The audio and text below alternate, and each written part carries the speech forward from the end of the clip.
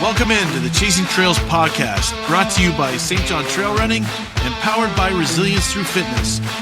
Join two middle-aged dads as they sit down and talk trail running, life, and everything in between. Now, here are your hosts, Jeff LeBlanc and Brandon Thompson. Welcome in, everyone, to another episode of the Chasing Trails podcast. Jeff and Brandon here with you. I know you missed us.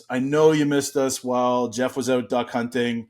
But honestly, it was nice to get a little break, though, wasn't it, Jeff? Like, just to be able to not have to worry about it. But we're glad that we're back. Glad that we have a chance to connect with you. We've got a great guest on the show with us today, Ryan Keeping. We'll talk about him in just a few minutes. But Jeff, it's so great to catch up. It's been a while. How you doing? I'm good. You look awful, by the way. Look awful. I couldn't be better. You guys, those who aren't watching the show and are just listening, Brandon's a Yankees fan, so I wore my Jays hat tonight specifically just for Brandon.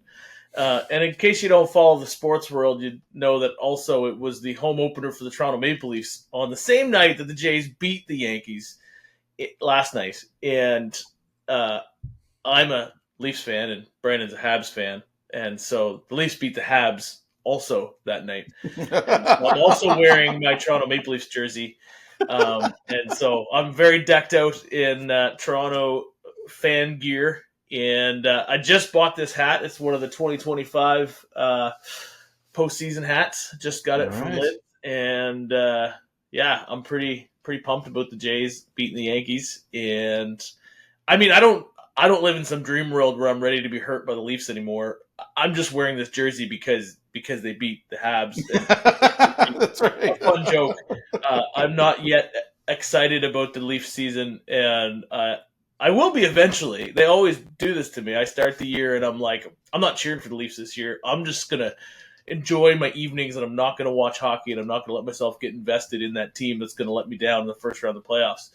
And then, around Christmas time or so, we're not doing the podcast anymore, and things slow down, and I get through the Christmas season, and I start watching the Leafs, and I get excited, and I'm like, oh, it's going to be different this year.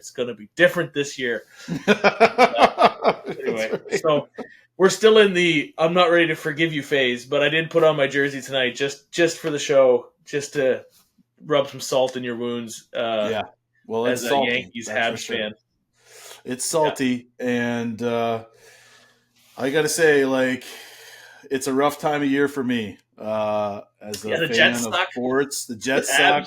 Are going to suck. Habs are in rough shape. I mean, and the Yankees lose to the Jays, of all people. And the way they lost, which was just brutal. It was just a butt spanking from first pitch to final out. Like, it was just a complete wipeout. So, yeah. I didn't count, but there was an awful lot of batters getting up to the plate with a 150 batting average for the Yankees. And that's when you see it like multiple times over in a 9-man batting team, like, the lineup, and you're like, how is it that so many of these people have 150 batting average? And I mean, Judge was 700 or 650, something like that. So he was like the only one who actually got on base. But yeah, it seemed like they struggled against a bullpen in the Jays that generally isn't that good, and pitching wasn't considered their strong suit. But they pitched well. Yeah, we suck. But at least we beat the Red Sox. That's all I can say is, like, we beat the Red Sox. We won our World Series, so to speak. So I guess that's it. But that's true. Anyway, we're not here to talk about baseball. I know, but one last thing about baseball. It's crazy. Me and another group of guys I chat with, we've been talking about how it's absolutely ridiculous that after every, like, the clinching of the playoffs, the making the playoffs, winning a series in the wild card that really means nothing, winning this series for the Jays that really doesn't. I haven't won anything yet, and they party like they won the World Series, and you're just like, so guys, crazy. You must be bored of the champagne spray by the time you get to the World Series if you do that every round. I just don't get it. Yeah, I don't get it either. Like, I don't really follow baseball other than the Jays. And so, 10 years ago, I was really invested into the Jays. And a couple years ago, I thought they were going to have a great season. And they didn't. And last year, they sucked. And so, it only happens every 10 years that I get, like, super into baseball. I mean, I always kind of follow them a little bit, and I'm a fan. But I just can't understand the like excitement of each round being a party after 182 games. Like it's kind of crazy, but it seems like it's that way in all sports though now. Like it just seems like hockey does the same thing, right? Like you win a series and they always have like the hats and the champagne in the locker room, right? Like that's not different, is I it? don't think so.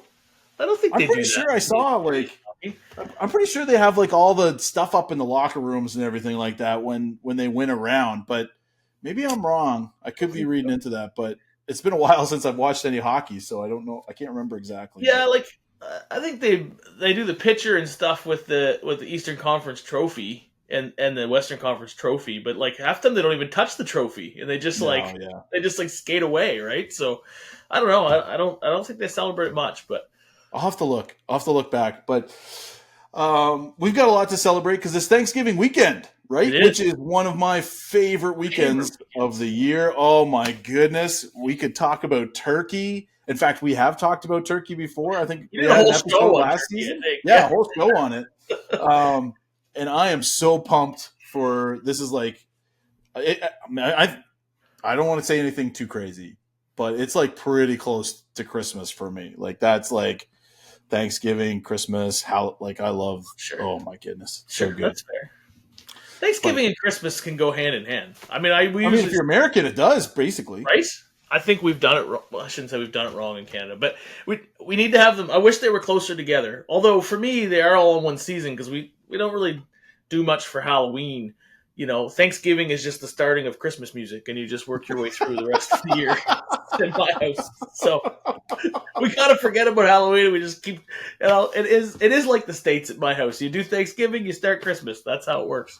Do you know what your house is? Your house is Costco. Because Costco has Christmas trees and giant skeletons that you can buy at the same time. Like, it doesn't make sense to me, but we walked into Costco on Tuesday night, and you couldn't see all the Halloween stuff because as you were coming down the aisle, you could see all the Christmas stuff. And my 2-year-old was like, she saw the Mickey Mouse statue or whatever that's there. She's like, I want one of those. I want one of those. It's Christmas. She thought like Christmas was really soon. Like she was like, Daddy, Christmas is here. And I was like, right? And so Honey was like so embarrassed. She was like, I can't believe you guys are talking about Christmas. And it's like, October. Anyway, I was singing Christmas carols going through the Costco hallways with Vera, and Honey like kind of spaced herself from us and was like walking further away from the cart. And me and Vera are singing. It's the most wonderful time of the year. She's dancing and I'm singing. And anyway, I'm sure we got some funny looks going through Costco the other day, but I don't care. Yeah, it is a wild time of year. But Thanksgiving also marks the Poly Peaks Pursuit. So you and I are signed up for the 5K. For the first time. We're running up a friggin' ski hill. How does that sound to you right now? I don't know. I don't even know how we got signed up. Like, you just signed up randomly on the last day of the registration. And I saw your post, or Mark sent us a message in the Chasing Trails Instagram. It was like, nothing like last minute. Yeah. And I was like, who did that? And then I went and looked at the participation list. I was like, what's Brandon doing in there? We weren't supposed to be doing that. I saw you just like FOMO. You just put FOMO and put your post in after. I was like, that's so good. I registered immediathy. My wife was like, what's this Poly Peaks Pursuit that she gets the alerts on her watch. So she was like, why did you just spend this money on our visa? And I was like, I have some news. On Saturday, Thanksgiving weekend. So yeah, we're doing the 5K. I don't feel like it's a good idea at all. I ran 2 kilometers with the kids at Speeding Cheetahs on Monday night, and I couldn't walk on Tuesday morning. I don't know what I did to my Achilles. I don't know if it's because I've been so slack since Looney Loops that it just like wasn't ready to be ran on at all, because maybe that's what they mean by total rest is bad with this tendonitis or whatever it is. Because then when you do run, it's like it's even worse. Anyway, so I'm trying to keep it loose this week. Of course, that was just on Monday that it hurt. So I'm just prepared now that I'm going to run the 5K, probably not very fast, and that on Sunday when I go for Thanksgiving dinner that I'm going to be crippled. So whatever. I just prepared myself mentally that that's how this is going to work this weekend. All right. I'm really just there for the vibes and for a little bit of fun. Yeah. And I think it'd be great for us to get up on the chairlift after and just like heckle all the 13K guys as they run by. And you think we're gonna finish our 5K before a bunch of 13? Like they're gonna probably finish Well, I before guess us, that's a bit optimistic, I guess. right?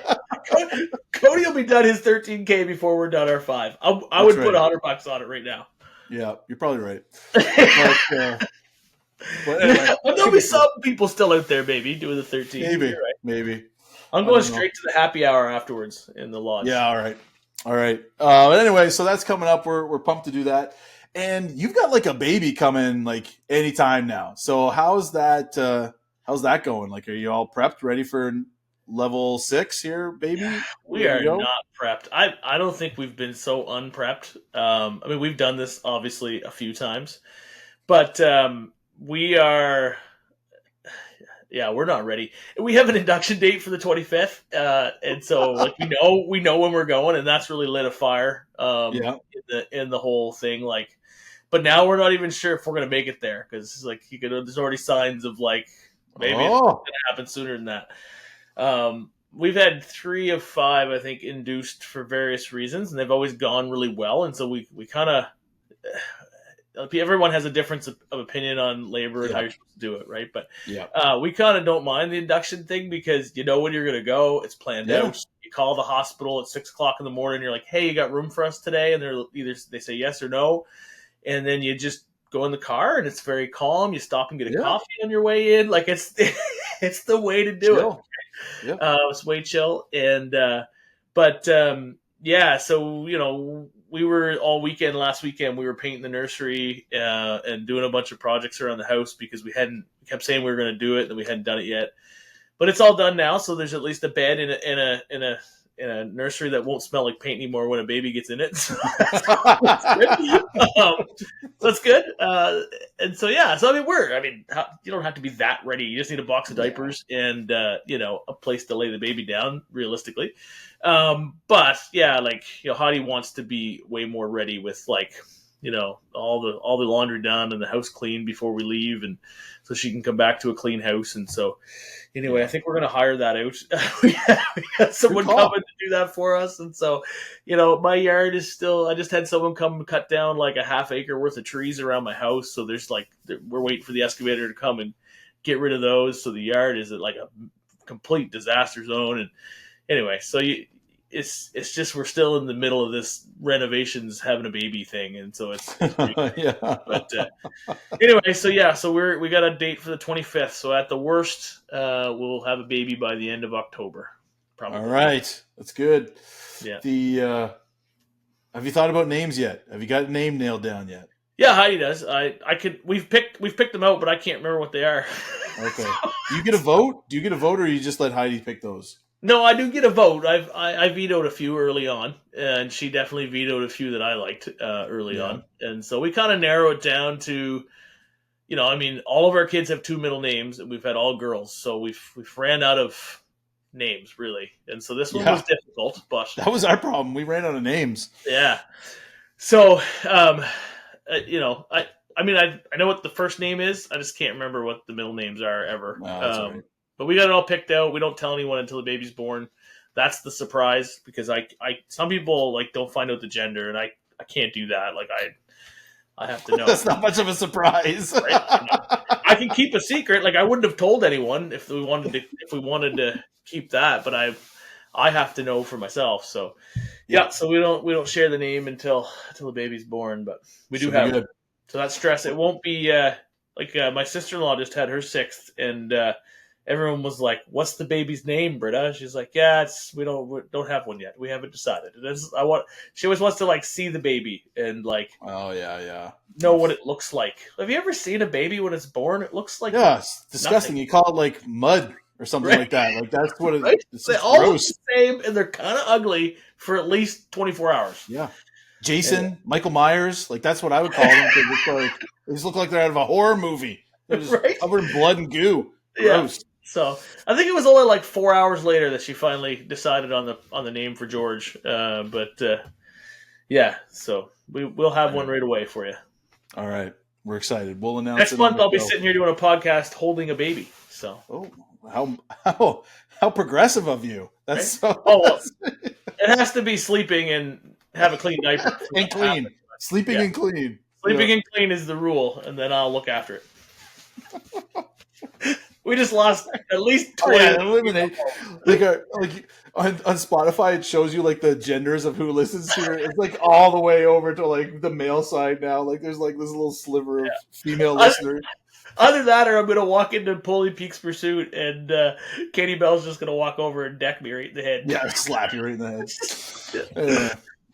Well, today on the show, we've got Ryan Keeping with us. Ryan is just an amazing individual, local guy from Halifax who's accomplished some amazing things already. He's not even 30 years old. You've seen him perhaps on his Instagram running across Canada, raising money for heart and stroke.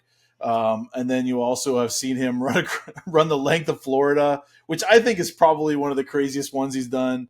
Yeah. But he just finished up a record-setting race around the island of, is Iceland an island? Yeah, it's an island, right? I don't know, the ring road, and The ring road in Iceland, yeah. and World just record. an amazing feat. I'm pretty sure Iceland's an island. It's like Greenland, but it's like an island. And Sure. so it's just an amazing accomplishment, and we have a great conversation with him, just like his mindset going into it, and also just the ability to endure tough things. And that's a theme that comes up a lot in our podcast, but this guy's actually like living it out. And so it's a great conversation with him, and hopefully you can enjoy it without being distracted by Jeff's ugly propaganda. And so in the meantime, everyone, hope you enjoy the conversation with Ryan Keeping.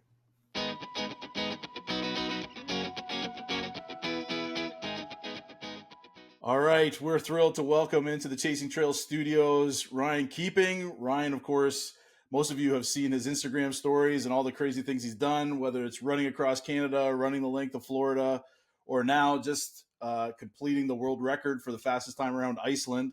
It's awesome to have you on the show, Ryan. Thanks for being here. Yeah, thanks for having me on, guys. And Iceland that was wild, man. Yeah, That well, was we're gonna get into it. We can't wait to hear crazy. all the gory details. It's gonna be fantastic. Um, we always just like to start off the same way with a guest. Is just tell us how you got into running. Like, has this been something you've always done? What's your running story like, and how did you get into it? Yeah, I mean, when I was a kid, I just was always playing sports and super competitive. I know, like when I got say out of high school, I was working a construction job. I didn't really have any passions, man. I was kind of just like floating around, getting drunk on the weekends, hanging out with friends. I didn't have something I was pushing for, you know. And then I remember being like 25 years old and just thinking, okay, I'm working a job I don't like. I don't really like, I wasn't really happy with where I was at. And I just said, you know what? I got to start trying stuff, try to figure out something I like. And I believe the best way to live is with just full passion. And I get kind of obsessed with things. And some could say, I guess I'm a little bit crazy where I'll go all into something. So I don't know. I remember I read David Goggins' book kind of, and that kind of just turned me on to running. And I thought, you know what? Like, I think I could be pretty good at this stuff. I've always been like the guy that would play hockey and like not have any hands, but try really hard. Yeah, I was like, what's the one sport I can go do where like it's mainly dependent on effort? And I just found ultra running, and then obviously was inspired by Terry Fox too as a kid. And yeah, I don't know. I dove in head first. I remember I ran like my first marathon, and then I did a 50, and then probably a couple days after that, I did a 60. A few days after that, I did a 70, and I just pushed and pushed and pushed. And I don't know, like a year after that, I was running across Canada. So I just, anything I do, I get obsessed with, and I found running. I loved it, and that's kind of how we started. Yeah, we just wing it for most things. And I don't know, it all seems to be working out pretty decent right now. So I yeah, mean, it's a good time. it's pretty awesome. I mean, you've accomplished a lot of things in a short period of time, and it's so funny how many people we've had talk on the show always reference the David Goggins book. Like that book has made like a huge impact in a lot of like ultra runners, and it seems to be a constant theme that comes up. Like it really makes a big impact in people, doesn't it? Man, yeah, like that guy's changed so many people's lives. And even in seeing what he did, that kind of inspired me to get on social media of like, man, like that guy really affected like the course of my life for like now I do this. This is my job. This is what I do. This is what I plan on continuing to do to try to motivate and inspire people. So like crazy, crazy impact. And I know I like his message where it's just like no bullshit. It's like a lot of times it's I don't know, you find a lot of people are kind of soft these days or like they can't take it kind of how it is, and like I love it how he just speaks his mind. Yeah. He's like unapologetically himself, and I think that's why people are drawn to him. Like you can tell that there's no character, and that guy is just being him. That's his real thoughts, and he's unapologetic about it. Yeah, he's super authentic, and I get that impression from you too, and I think that's kind of why your Instagram stuff has been doing so well, is because you just come across as this is who you are, and sometimes we have a hard time believing that this is who you are, but it is like it is authentic, and I think that's pretty cool about you, and it comes across really well. But before let's jump into Iceland because I want to talk about this. I mean, we could talk about going across Canada. That was pretty awesome and running the length of Florida. But this most recent one, the world record going around the country of Iceland, I got to ask, what was it about Iceland that made you decide, hey, let's go try and break this record? What was it that attracted you to that place? I kind of always seen it like in movies or different things on YouTube, or I don't know. It just looked like a really cool place. Like it kind of looked like somewhere I've never seen before. Like the landscape was crazy, and then also like kind of sounds crazy. Like you're running Iceland. Like what are you doing? So I don't know. It was just kind of had like a. I was kind of drawn to it that way, and then I don't know, with all this stuff, even like Florida, people are like, "Why'd you run the length of Florida?" I was like, I was in Florida vacationing, going around. I thought I'm gonna just run it all. Like sometimes it's not like this big, huge thing, but yeah, for Iceland, I looked up the FKT.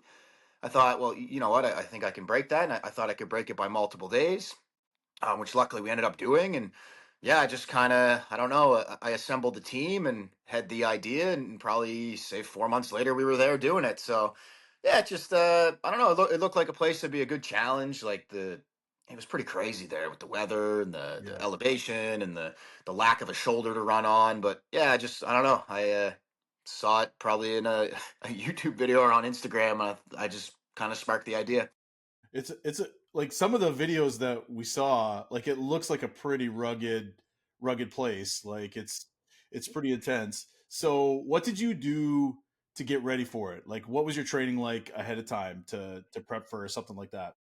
Yeah, it's just kind of like always constant prep, you know what I mean? Like from the time I did the Canada run or the Florida run, or I'm always running marathons, or yeah, it's just kind of like a lifestyle, I guess, at this point. But obviously, just like lots of time on feet, long days, getting used to the back to back type stuff. I Mm. started implementing a lot more strength training in my legs.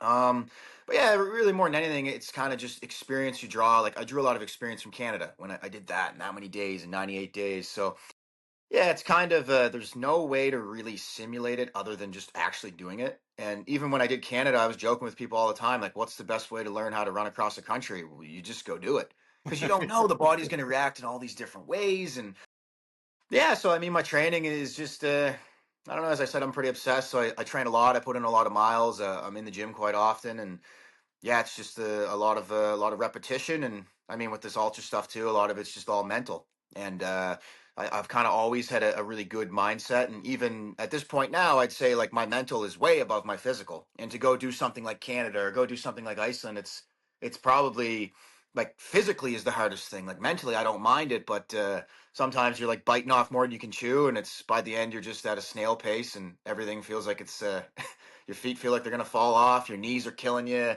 your insides feel like they're going to fall out of you, and you just keep going and going and going. And I don't know, it just becomes I don't know, it's just a way of life for me now. And I've done so many big things that yeah, I just every day is kind of leading towards whatever the next crazy thing is. Yeah. So correct me if I'm wrong, but when you ran across Canada, had you signed up with a coach yet? Because you had a coach that No. was getting you ready for Iceland, right? You Yeah, had yeah, someone who yeah, was helping yeah. you with it. Yep. What was the difference? Did you notice like the impact that having a coach for this time around made on you? Like, did you notice a difference with that? Yeah, and it's kind of like the whole plan of it. Like, say when I went to go do Canada, and with all this stuff, my plan was kind of to get as good as I could, like as fast as I could, just by doing, like simply by running and running and running and running. And my whole plan the whole time was to like pretty well get as good as I could, almost plateau at a certain point, and then start to tweak little things. So something like that is where like a coach comes involved and a bigger team and different training methods. So and I always tell people this all the time, like you don't always need a coach when you start. Now, I mean, it's awesome for keeps you accountable, right? And coaches have so much knowledge, but I know for me it was just go out and do. And then now I'm at a point now where like I work with a team and I work with coaches and stuff like that just to really refine my skills. So yeah, you definitely can notice a difference, but especially in this, it's so much of it is mental as well. So I tell people like get that in check first. And really like we have so much potential within us and we can get so good honestly in a short period of time if you just aren't afraid of incredibly hard work. Yeah. Like it's gonna suck. It's gonna hurt. Everything's gonna kill you. There's gonna be moments where you're wondering why you're doing it, but yeah, if you just stick through it, like eventually you're gonna continue to get better and better and better. And it's crazy. Like I went from not running 3.5 years ago, and I just set a world record. And I'm only getting started. Like I'm so young in the sport that I can just keep growing and growing. So yeah, I definitely did notice differences working with a coach, and yeah, it's kind of part of my my evolution now. Yeah, right. I imagine it just sets you up for more success. It just kind of compounds now. But walk us through what it would have looked like in a day while you're running around Iceland. Like walk us through like what did you do? How did you spend your time? Obviously running was a huge chunk of it, but like what kind of walk us through what it would have looked like for you to beat the record.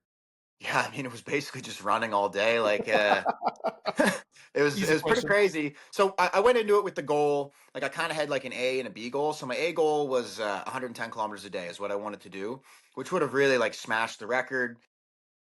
We didn't end up hitting 110 a day. I think I averaged 97. So when we got there, we did my first 2 days at 110 and kind of realized through like the conditions, the lack of shoulder to run on, the wind, like crazy headwinds and everything, that 110 was probably a little bit too much. So we kind of lowered it down to I was either going to do 16 hours or 90K. So say if I was at 16, I was only at 80K. Like I would keep going until I hit that 90. And then say if I was at 98 kilometers or whatever and we hit 16, we'd stop. So really like 16 hours a day, like that's pretty well your whole day is running. It pretty well was running, eating, getting rolled out or stretching, like little maintenance things on my body or sleeping. And I Yeah. mean, sleeping becomes hard at a certain point because you're just so sore and everything's killing you, and you're laying down, your hips are hurting, your knees are hurting. So yeah, it's pretty. It's like the most boring thing you could ever do in a certain sense. Yeah. Like 16 hours a day, is like you run out of podcasts to listen to, or music, or you know what I mean. Sometimes you're Yeah. just sitting there with your own thoughts for hours and hours and hours. But yeah, it's just like constant forward progress, and in all of this stuff, it's like you got 24 hours in a day. And I think one of my like I don't know superpowers or whatever you want to call it is that like I don't really care how long my day takes. Um, like say my pace really slows up for something like this. Well, I got 24 hours, and even if it takes me 17 hours or whatever to run the 90K, I'll just do it. I'll just stick through it. And like you have good days and bad days, and sometimes you're really slow, and sometimes you're a bit faster. But I don't know. I'm very aware that there's a lot of time in a day, and I seem to function pretty well on minimal sleep as well, which is something I've trained, and then also probably just something I don't know, maybe genetically I'm good at or whatever. But I've always been able to operate on kind of minimal sleep. So, but yeah, to answer your question about the days, it's just very straightforward. I'm running, and then my crew is looking after me like I'm an infant. Here's your Ryan, here's your food, spoon feeding me like here's your drink, drink that. Okay, I'll drink that. Like here's your new clothes. So yeah, they look after me, and probably the hard part is what they do, to be honest. Yeah. Oh, well, that makes sense. And you were able to, you must have been able to like learn some things from going across Canada that you knew, like, hey, we want the camper van going with us like all the time, or there must have been some learnings that you were able to implement in Iceland that you picked up from Canada. Were there? Yeah, 100%. And but everything's different too. Like in Canada, I know the van was usually either behind me or like there's more of a shoulder, so they could go behind me, say if it was nighttime, it was dangerous or something, or they could go just a little bit ahead. Here, it was more like they'd have to drive up like 7, 10 kilometers because there wasn't really like it's all one lane, so there's not really anywhere for them to pull off, especially with the big transport trucks going by. But yeah, I learned so much in Canada, especially the main thing I learned from Canada was that like I would always say it's all mental or the body can push so far. You always preach about it or you hear about it, but once you do that, you kind of realize like, oh man, it is. Like to a certain extent, obviously everyone has a breaking point, but like you can get through some pretty crazy stuff if you just move and move and move. And even when I'm doing this, say I would probably say day 4 or 5 in Iceland was like my hardest day. Mm. And that would scare a lot of people of like, oh, I got how many kilometers left? I got 1,000 kilometers left, and I'm already feeling like this. But I already knew that like it's highs and lows. So when you feel really good, you're almost like, oh, this is not good. I'm going to feel horrible here in 20 minutes. And when you feel bad, you're like, all right, we're going to feel good. So you kind of, it just teaches you that like whatever you're feeling, it will pass, and you just keep moving and keep the goal in mind of like, all right, I just need to finish this run in this many days. We do this many kilometers, and it could feel good. It could feel horrible. We're just going to keep going no matter what. Just keep So moving. yeah, Yeah. that's what you learn. You're like, it really shows you how powerful like your mind can force you to do some crazy things. Yeah. Well, one of the things I was wondering about though was like you're putting on so much mileage. Like, was how did your body hold up with all that? I know we can like push Horribly. our yeah. So did you pick up injuries along the way? Like, how did that work? Because I know Jeff and I, we can barely get out of bed in the morning without like pulling a muscle or something. Like, you must have been pretty sore. Oh, yeah, I was very, very banged up. I'd say this is the probably the worst I've ever felt after or even during. I think it was a bunch of different factors of, well, for instance, like my first day, I ran 110 kilometers. There was 2,500 meters of elevation gain, and there was probably 80-kilometer headwind for like 80% of the day. So you're getting pushed back. It felt like you're in a washing machine. Like wind was coming from all different ways. You're getting rain. There was hail. So and then the lack of a shoulder too. So like half the time I'm running like one foot's in the ditch, one foot's on the road. So I picked up some issues with like some issues in my left leg, and then I was kind of going numb, and then my foot and like everything was super banged up. And in doing this, it's like not healthy. Like to go run across Iceland is not good for your body. Like it's amazing to build mental, but it's not a good thing to go do. So really, the whole time it's just like day one you feel pretty good, day two you still feel decent, and then anything after that is just you feel horrible, and you Right. just you keep going, and it just kind of is what it is, and you don't even really think about it. But yeah, this was like incredibly hard. I know when I finished, like, man, I was laying in bed, my resting heart rate was like 100. I had cold sweats, I was shaking. So it probably took a week for me to even get back to like semi normal and kind of on my feet again. But yeah, like the toll this stuff takes on your body, it's pretty crazy. And I mean, I couldn't move my left foot for the last like 800K. Pretty well was completely locked up. And like you look at the bottoms of my shoes, and the whole heel was like I had no control over it. So the heel was like ripped off of all my shoes, and I was tearing through shoes really fast. But yeah, it's like I don't know. It feels like you're grabbing onto an electric fence and you're holding it as long as you can. That's what it feels Yeah. like. And it's like, how long can we do this? And then eventually you're done, and it's like, how the hell did I do that? Right. Yeah. Wow. Wow. Um, you must have learned some things about yourself though while you're going through that. I mean, you can't walk out of that unchanged. Like, Yeah. No, what were some of the takeaways for you?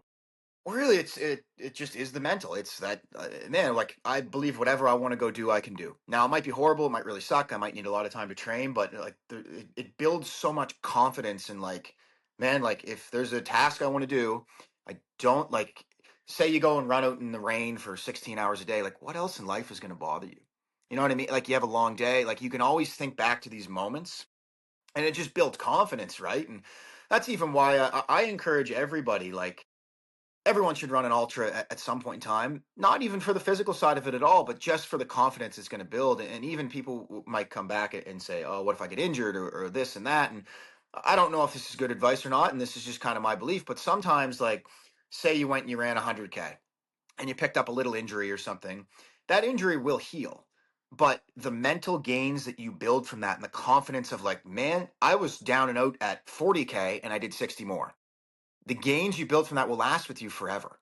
And even all this running stuff I do, like it's not that I love running or like I like it and it's okay, but no one likes running enough that they want to go run 100 kilometers a day every day. You know what I mean? So for me, it's all just a way of building my mindset and my mental to just become an unbreakable person with super high confidence. And yeah, so I encourage everybody to just get out and maybe not ultra, but something hard, do something difficult, something physically difficult, because man, that'll build a lot of confidence in you.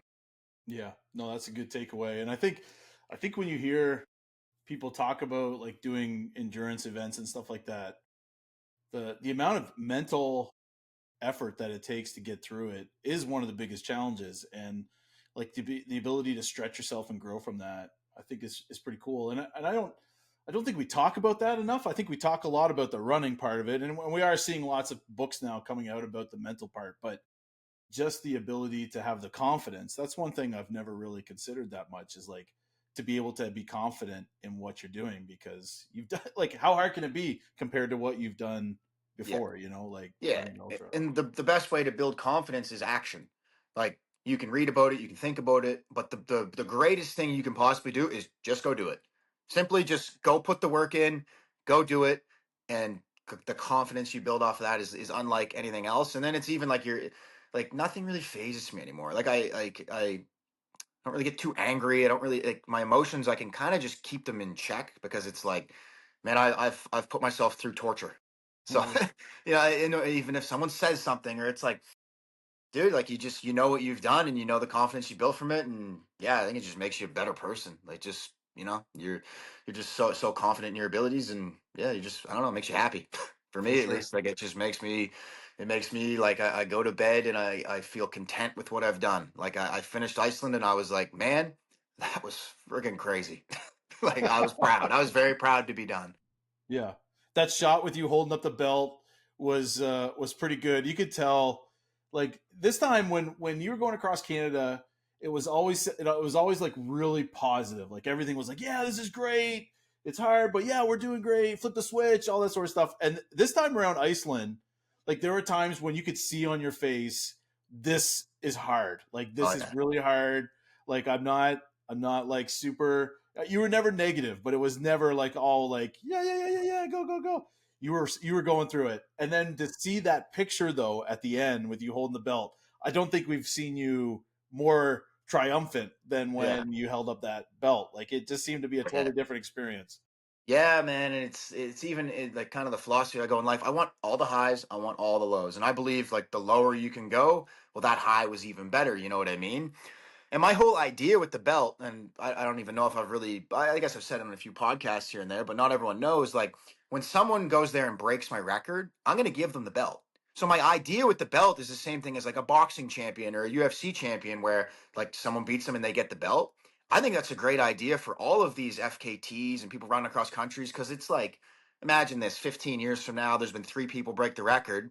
I'm going to engrave my name on the side, and they can do the same. And you kind of look at this belt and you're like, man, this is like a legendary group of people. Yeah, And it's just like this cool token of like passing it down as like respect, of like, man, respect, you broke my record. There's the belt. You can go win your belt back. And I hope all these people that are doing these ultra FKTs and whatever, I hope this like sticks and becomes a thing, because I just think it'd be cool. And then obviously the shot, like holding the belt up, like, and it gave me something to look forward to, of like the whole time I was doing it. Like, I told all my friends and all my crew, like, that final shot, I'm going to put that belt above my head. And like, we're joking about it. And I'm telling my dad, who's there, it's like, man, you're going to be like Bruce Buffer in the UFC announcing what I did. And like, my other crew guy, Brad, put my hand in the air, but we're talking about this the whole time.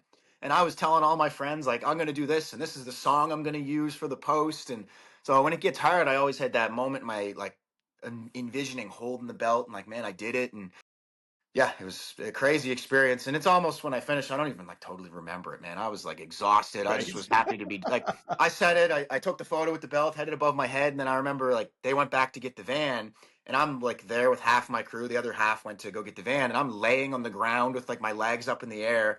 And there's people walking to us like, is he okay? Like, we'd be, oh, no, we just ran the entire ring road. And they're like, what? And I'm laying outside the church with my legs in the air, and oh yeah, it was good times, hilarious. Yeah. Um, One of the things that I saw you post somewhere, and I can't remember where it was. Maybe it was a podcast or something that you had. One of the things you thought about was that you'd wished your dad had been there from the very beginning, when you were doing Iceland, because he was with you the whole time you went across Canada. Um, can you just talk to us a little bit about the relationship you have with your dad, and how that helps you, and what role he plays when you're doing these crazy things? Oh, dude, he's my best friend. Like, we do anything for each other, right? And in a lot of ways, we're very similar. We look similar, we talk similar, we act similar, we think similar. So it's like, it's almost like a clone of me, or like I'm the clone of him. You know what I mean? Yeah. And in having him there, it's just like, I don't know. Like, we did Canada together. We've done so many crazy things. I just know that like, I guess anyone with their father, like it's a bond you can't create any other way. Like I die for him, he die for me, and I don't know. It's just a sense of comfort of like having someone there that like he's crazy. Like he'll tell you, I don't need to sleep. What do you need me to do? Like no matter what I ask him, there's no task I would ever ask of him that he'd be like, oh, I can't do. Like I don't know. It's just this crazy bond that we have, and it's almost like when we're together, we're unstoppable. Like I don't think there's any task I could go do if I bring him in. Like that task is done. And I even said that when I was doing this. As soon as he showed up, like it's over, we're good. So I don't know. Yeah, man. He's my best friend. He always has been, and like us together, it's like two of the exact same person. It's hard to describe, but yeah, if he's got a job, right, and he works, so it's like Canada probably almost like cost him his job. Like he had to take so much time off, and he was only going to do Newfoundland with me, and ended up staying the whole time because he's like, man, my kid's going to do this or die. I need to be there to help him any way I can. Like he Yeah. was worried, right? So even in this, it's like, man, I wish the next big challenge I could do, he could be there the whole time. But unless I win the lottery and can retire him, that's probably will be Yeah. down the road in the future. Maybe he can be there for everything. But for Yeah. now, I just get him there whenever I can. That's awesome. Last question for me, and then I'll let Jeff ask if he has any. Is you were in Iceland for a good chunk of time. I'm sure it was a beautiful country, lots to offer. But it must have. What did you? What did it make you think of about home? Like, I guess did it make you appreciate Canada a little bit more? I mean, you're a huge patriot. I mean, you talk about Terry Fox a lot. You talk about how great Canada is. Did you get more homesick when you were away from Canada this time, or like what were some of your takeaways from that? I don't know. When you're doing this, you don't really have the mind like space to be homesick, I guess, because it's just such a big challenge. And I've kind of traveled like all over the place. Like I've traveled to Australia, Thailand, all throughout the states. Like I've done a Europe. I've done a ton of traveling. Even before my running, I used to always love traveling. I don't know. You kind of find no matter where you go, there's awesome people everywhere. People are pretty similar. People seem to be pretty helpful. Like people here were helpful. People in Canada were helpful. So like really, I don't know. You find that there's awesome people no matter where you go. Yeah, And but no, like I always, if I leave Canada, obviously I always thinking I miss it, or I miss my friends, and I miss the community, and I miss the awesome people. But yeah, there's people like that everywhere, right? So mm. yeah, I don't think I was really homesick, but I was definitely happy when I came home and got to see my friends and celebrate and get some coconut cream pie. That's all I wanted the whole Yeah, time. that's right. That's all I wanted. But All right.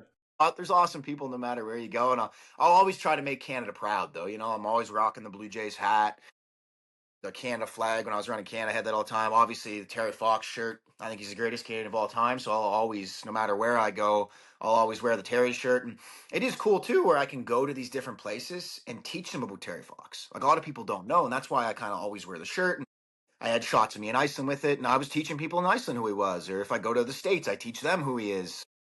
Yeah, I always try to make Canada proud for sure. Awesome, and you do a good job with that. Jeff, you got any questions before we finish up? Maybe just a couple, but that's cool. It's funny you guys referenced the picture of you holding the belt up in the air, and I think that belt idea is an awesome idea that I hope catches on, because I agree. Like we got the Funday footpath here and stuff like that. People doing the FKT. Like how cool would it be to have a Funday footpath championship belt? Like that's pretty cool, right? We got to make one. I think it's a good idea. Right? It won't be me that has it, but it's a cool idea. You'll get to see someone. Yeah, for sure. Yeah. Anyway, my favorite picture that you shared was the one of you laying in bed with a box of pizza. And with the belt. belt beside you, and you're just like laying there. You look dead, but you're holding a box of pizza, and it was. I was, man. pretty epic. That was the day after. I was just joking. I'm like, Yeah. yeah, okay, give me the pizza, give me the belt. I'm gonna make it look like I'm sleeping. Yeah, But, it was pretty cool. it's pretty funny. I was kind of thinking of like I've probably seen another athlete or something do it before. You always think of the iconic like Kobe one where he looks sad and he's sitting there and he's got his rings on. So yeah, that's kind of my rendition of. That is cool. So you got a pretty big following online. Like you're getting closer and closer to 100,000 followers. And I'm curious. This isn't so much running related, but we've had quite a few like folks on the show, professional runners and stuff. But they don't always have like a huge Instagram or online following. And for you, you do mostly all like positive stuff. Like you're always out there talking about positive things, like trying to encourage other people. Do you still get hate on Instagram at all from people? Is that a thing? Yeah. Sorry. Yeah. Sure. Yeah, that's awesome. So, do you think my next question was going to be like, if you're willing to share, which I've asked many times with many guests, and we don't always get a full answer, which is fair. But what's next? Like, are you going to go shoot for like a Leadville record, or hit the UTMB series, or are you just going to keep doing like super cool world record type stuff? Like, Yeah, that's right. crazy. Well, it's kind of betting on yourself, right? Like that's what it is. It's betting on yourself. So, well, we're cheering you on. We're cheering you on. Jeff, you got any more questions? No, I think I'm good. We appreciate you, Ryan, and we'll be cheering you on no matter what you're attempting. I was thinking while you were talking, like, isn't there the Tour de Sable where you run through the desert for like days and days and days? That's a pretty cool race. It's like a 200-mile plus one, and run around Hawaii. I thought of that too. Like that'd be a fun one to do. Like that's a different type of thing. Yeah, but that's right. Yeah. So that's great. Well, so thanks so much for jumping on, Ryan, and all the best as you keep tackling those amazing challenges, and we appreciate you motivating us. All right, take it easy. Well, Jeffrey, that was Ryan, and man, that guy just feels like he's full of energy, even after running around Iceland. Right? I'd still be dead. I'm tired just listening to him talk about running around Iceland. Like that was crazy. Yeah. Oh my goodness, what a guy! I was just sitting here thinking, like, you can tell he's been just getting a little shack wacky, probably, because he's probably trying to still recover a little bit.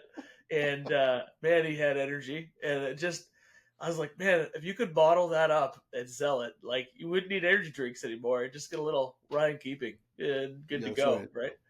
Yeah, man. That could help with his fundraising. That must be, though. Like just put like Ryan keeping like pheromone or something like that. And you just like get a whiff of it and you're ready to go for the day. Like he'd make up that money in no time. You'd be all set. A little bit of Ryan keeping sweat in your energy drink and you're all set, you know?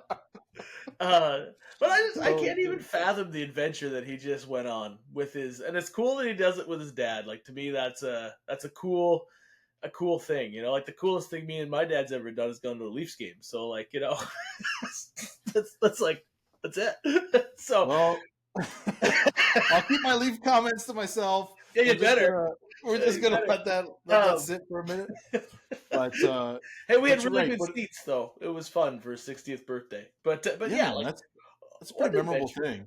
Yeah, I just can't even. It's still. I know he did it, and we just talked to him about it, and it still blows my mind. Like it's some sort of thing that didn't really happen. Yeah, but it did. Yeah. That was my take. I was like, this doesn't sound real. Like this doesn't sound like it actually happened. It sounds like a story, or it sounds like a movie plot, or something like that. You know what I mean? But this was actually documented and recorded. This really did happen. Like it's not like the moon landing. Like we actually know that this was going on while it was happening. This one actually happened. Oh goodness! But do you know what I was also thinking while he was talking about like his dad? Because his dad was like a big part for me too.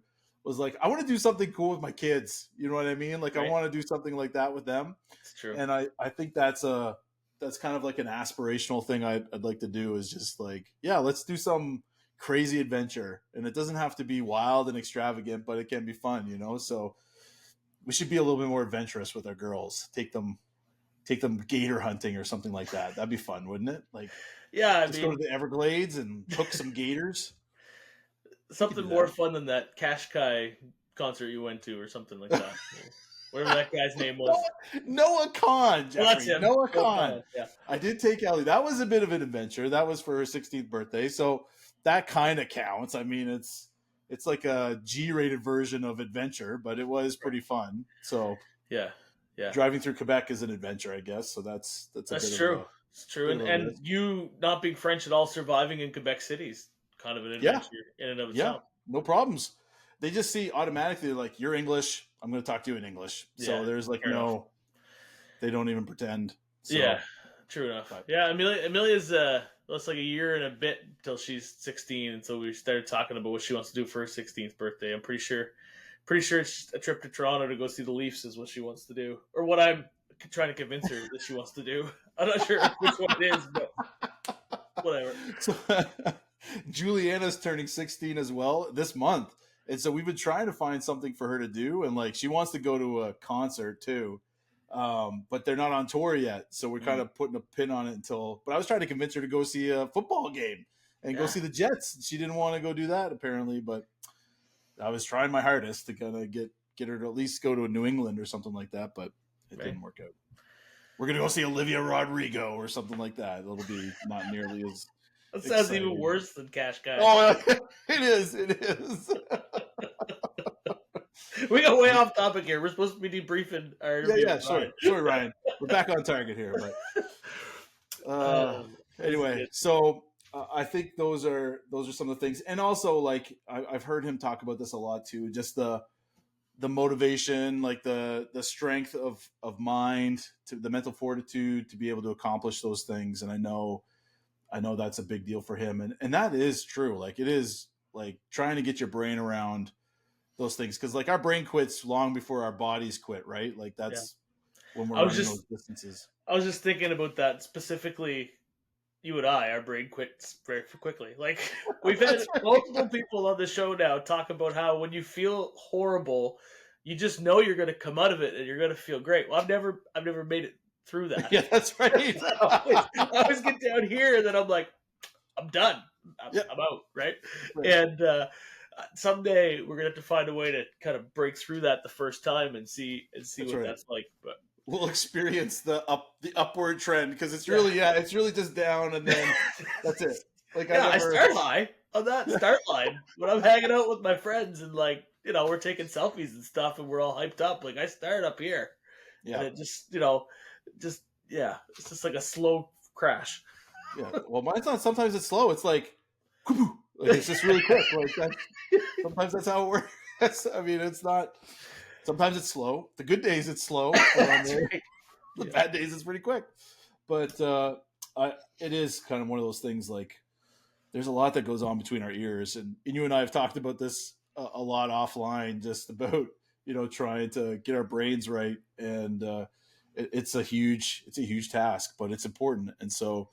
That was encouraging. That was a huge takeaway for me. But I've got a lot to recover from over the past week between my ears. Like we've got the Yankees have lost, the Habs lost. Like it's just been a rough week, and so I think it's a good way to just end the end the show this week with just like, hey guys, just be gentle with yourselves, like be patient with yourself, and just allow yourself to experience the recovery that you need. And so I'm going to remember that as we get ready to run up a hill this weekend. So totally. Right. So we'll put that to the test. We'll put that to the test. All right, everyone. We hope to see you at Poly Peaks Pursuits. If not, keep on chasing the trails.